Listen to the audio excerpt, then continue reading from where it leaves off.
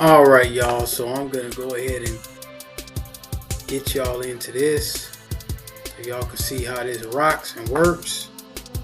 And let's go ahead and start the interview. Okay, 2 video games. Let me go ahead and get my. Let me go ahead and see they keep doing this. Let me get my little bugs. It's kind of annoying that they keep doing this, but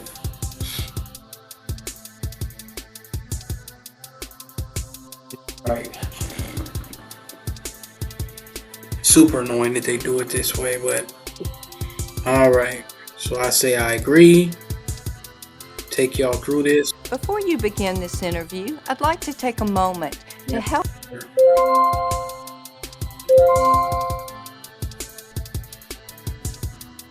Try a practice question. Okay. All right, let's try a practice question.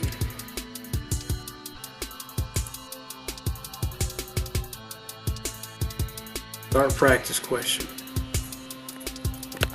Start recording. Explain why your background.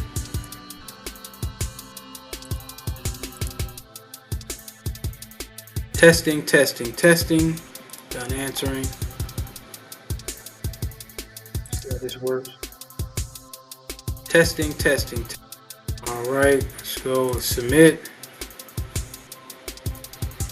Do practice. Let's just go ahead and start. All right, so they're going to give us 7 questions for me to answer. You're required to record your responses. You're going to be given 2 attempts. There's 7 questions. I'm hoping this goes fast. They say it's 25 minutes. Somebody's texting me here. Okay. Go ahead and put this on airplane mode. All right, so the question will be asked with a recording. You'll be able to review the question, press play. Okay, here we go. Describe a time where you adapted to a substantial change while working on a project or school assignment. Please describe the situation, how you adapted to the change, and the outcome. Okay. So I'll give them an example. Describe a time when you adapted to a substantial change while working on a project or school assignment. So they give you 45 seconds of prep time.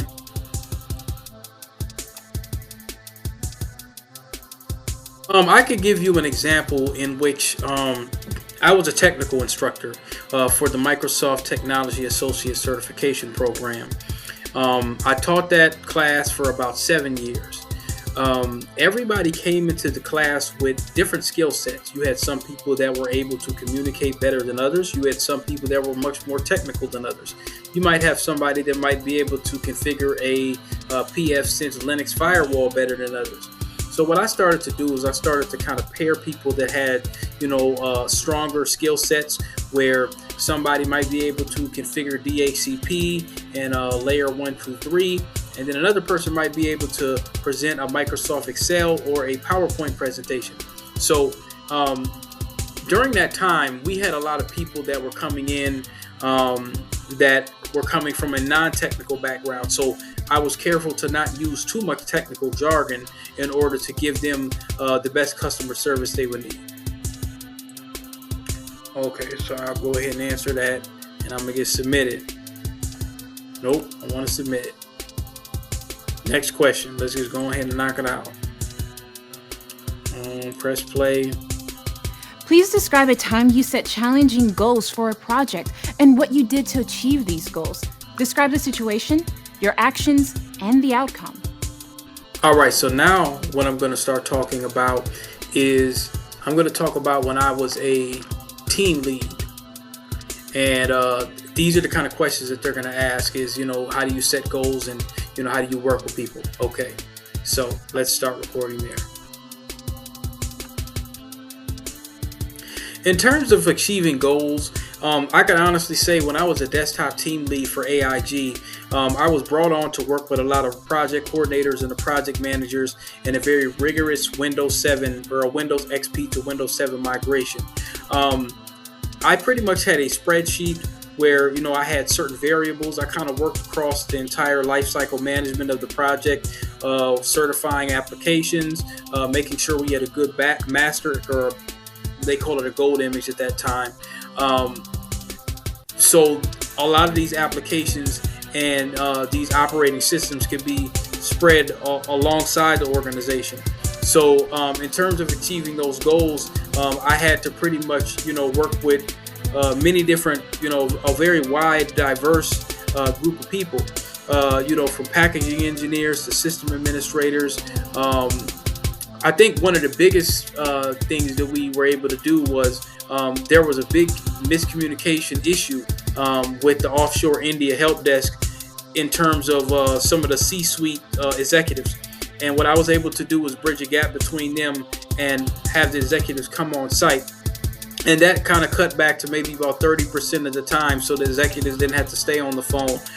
So what I started doing is I started kind of setting milestones with that, shipping these laptops in and having these executives fly into the Oakdale, Minnesota location where they could get a lot of the issues resolved right on hand. And I made sure to keep a bridge open.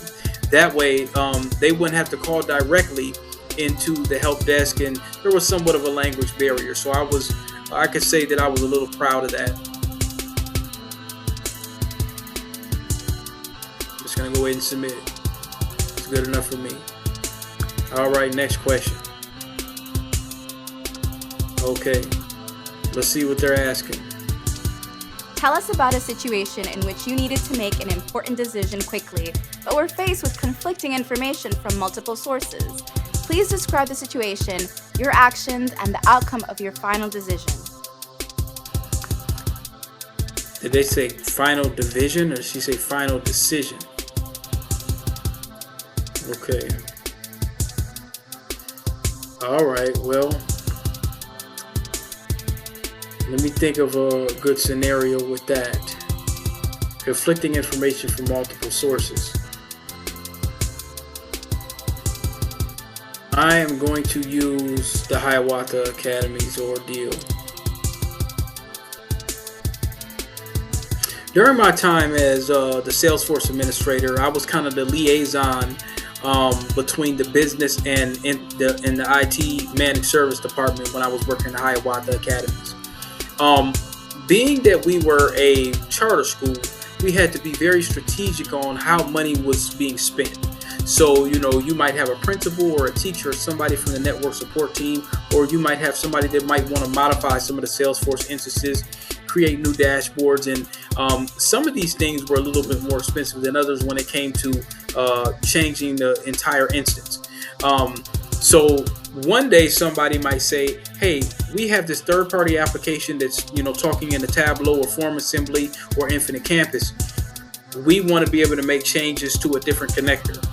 And that's just a different source of information. Then another person might say, well, I want a dashboard out of that. So sometimes you have to pretty much get everybody on board, and not to tell one person that their issue is not important as another. But what I started to do is I said, well, let's just conference this together and let's all discuss the situation. Most of the time what ended up happening was we weren't able to modify some of the major Salesforce instance modification requests that people were asking for, because some of the third-party applications that we pay for on a monthly basis, they said, well, according to the service level agreement, we can do this, that, and the third, but we cannot do this. If you want this done, this will be a custom configuration. And the school didn't want to pay for that. That was not within their budget. So what I was able to do is I said, well, look, what if we decide to sign on with you for another 2 years? What kind of deal could you give us then? And so I started working with some of the project managers and doing a lot of vendor relationship. That was probably one of the biggest outcomes in that case, was saving, a couple $1,000s each month, dealing with that application support. I feel rusty, but I'm sending it anyway. Next question.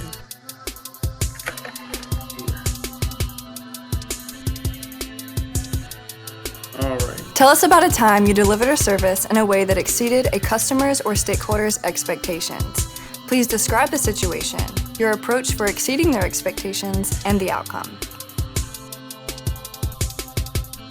All right, well, I'll give them old Veritas story.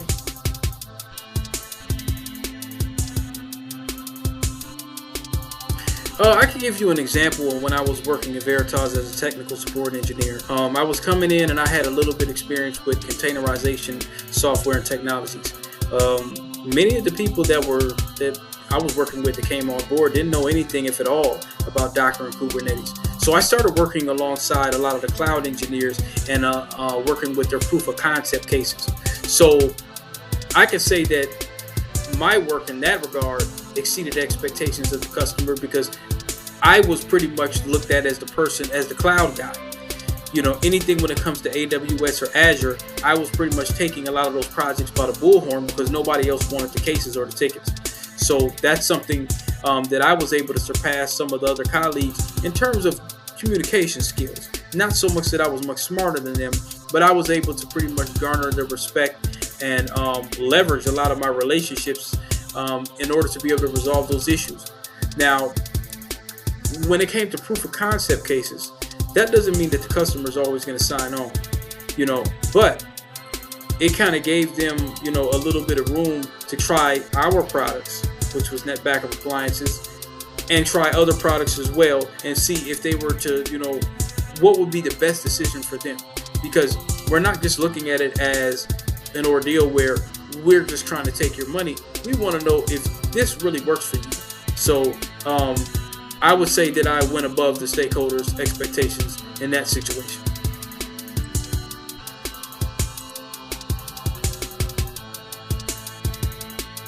Next question. Okay, yeah, I'm just, you know.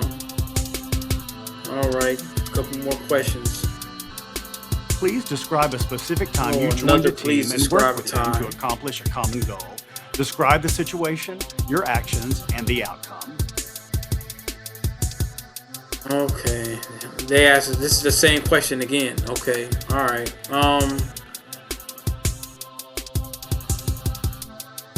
Describe a specific time you joined a team working to accomplish a common goal.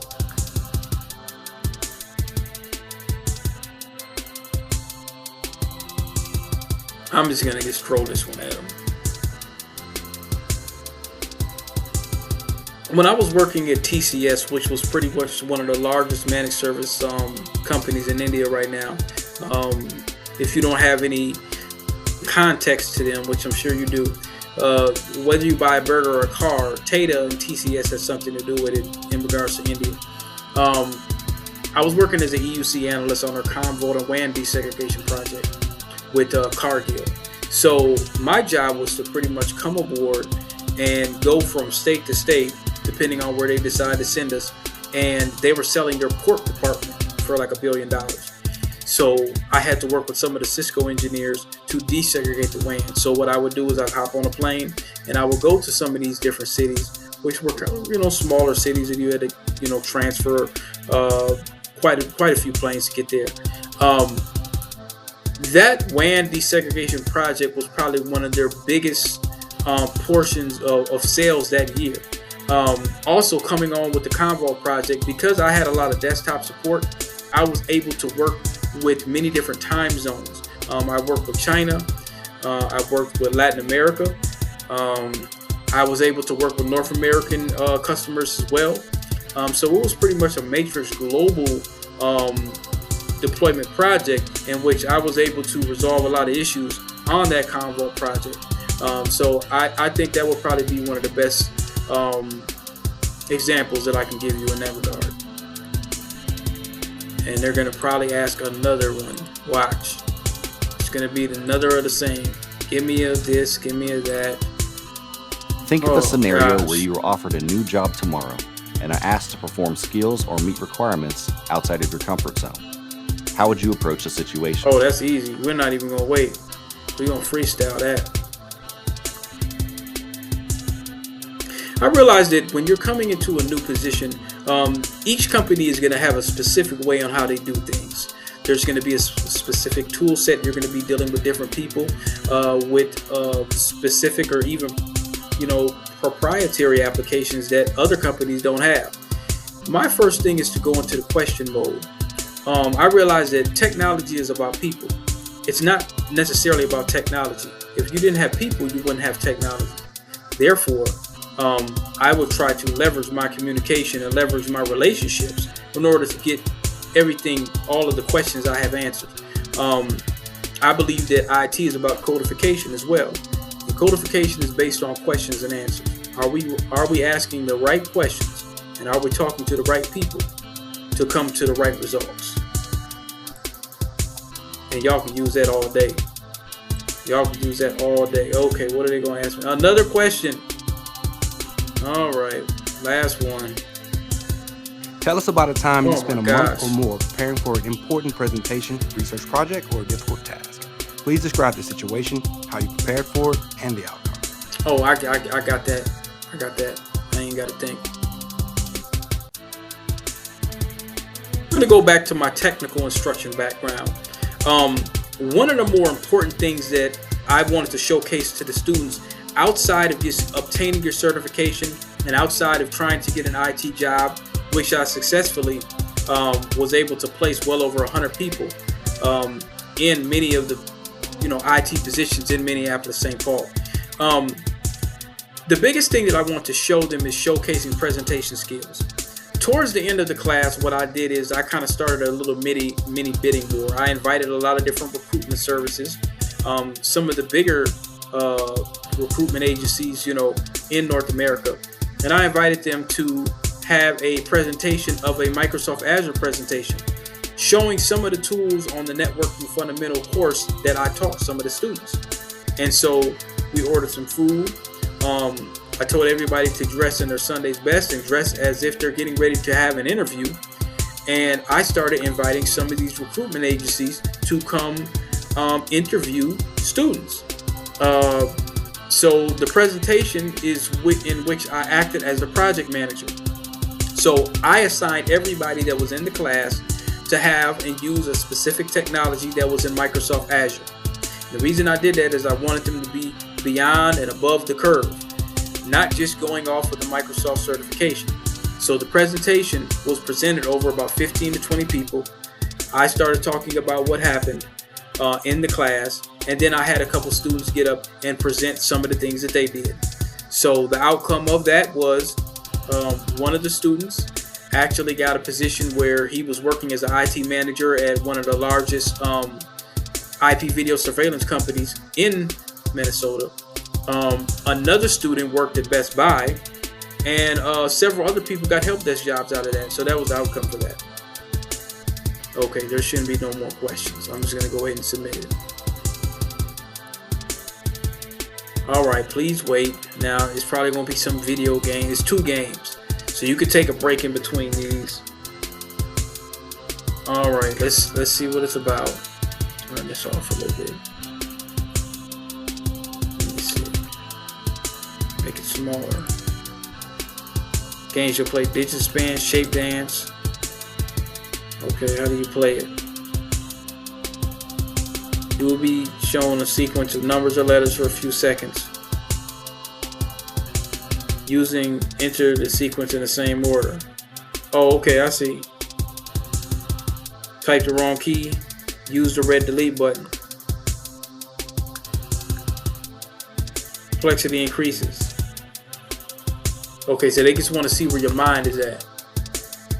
That's all this is about. They just want to see where your mind is at. Okay. Let's play. I'm not hearing no volume. Let's just go ahead and start the game. Okay, there we go.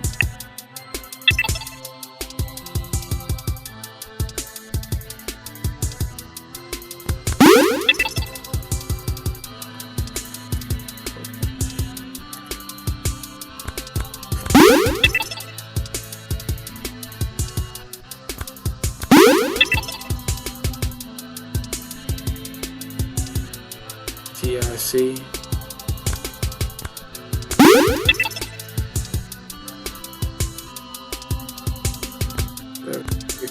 0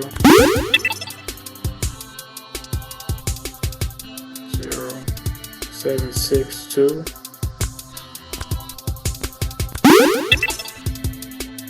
5 1 1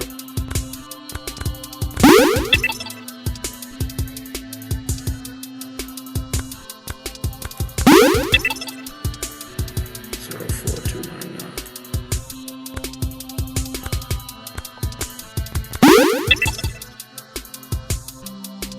9 9 0 9 2 8 9 0 9 2 KFJ AKK KFJ damn OKF BGM OKF BG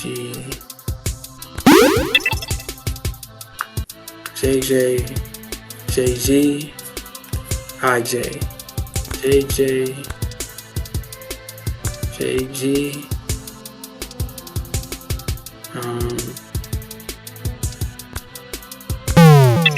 shoot FDI KKM FDI KK 028 393 028 393 29 31 39 29 31 9 J H G G A I A I don't know. I don't know what that one was. Okay. FK FI FL FK FI FL. Should have wrote it down. 3 0 6 0 9 5 3 0 6 0 5 9. Okay. F C E A H C F C H C 00 MF LF 00 MF L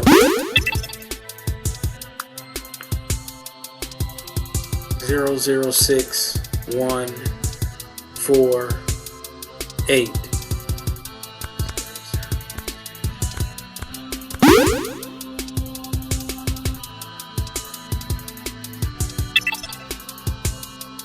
613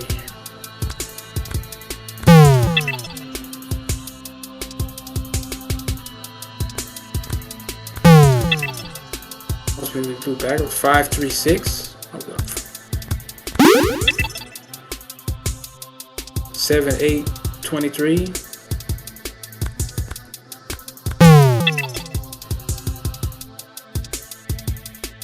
3 6 0 0 6 2 98 39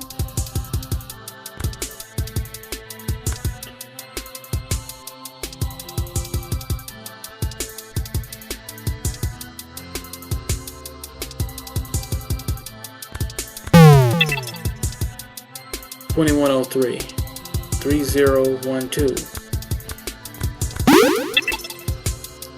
LLIC. So I see C I B B-M-E-I.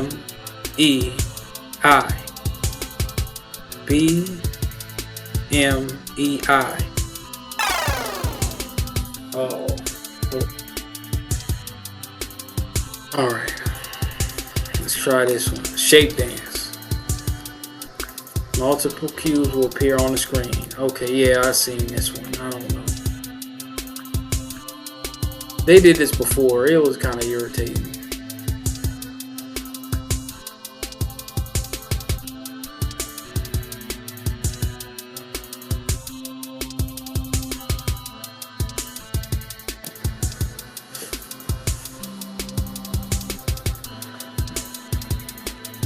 Might as well get comfortable and take off my interview clothes now, because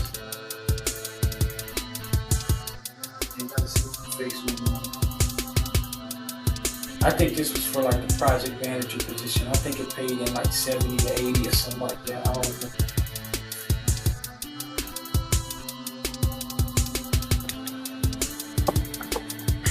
don't know. Alright, let's play. Start the game.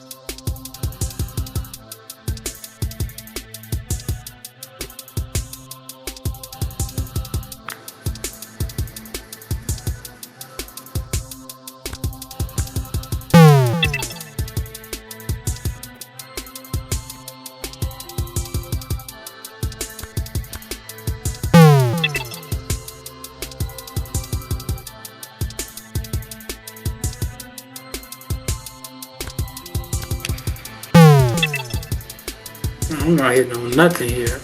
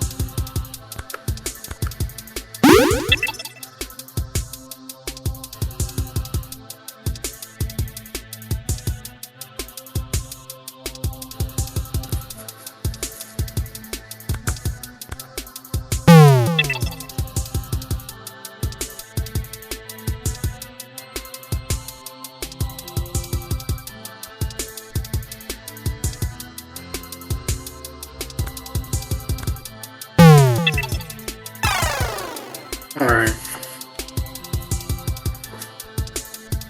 Okay, let's see what they're talking about now. Your assessment has been...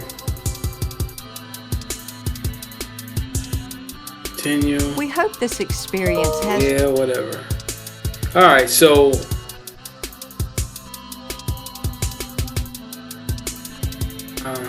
spelling all that out. Okay, so now what they've done is they send you over this thing that says your video is going to be complete. Okay.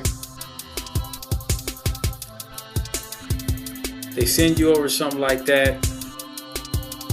So once you get this email here, they're going to say, thank you for completing your video interview. A lot of companies are doing this to save time. So they don't have to keep asking you the same questions, but sometimes they will. So we'll see. We'll see what they're talking about.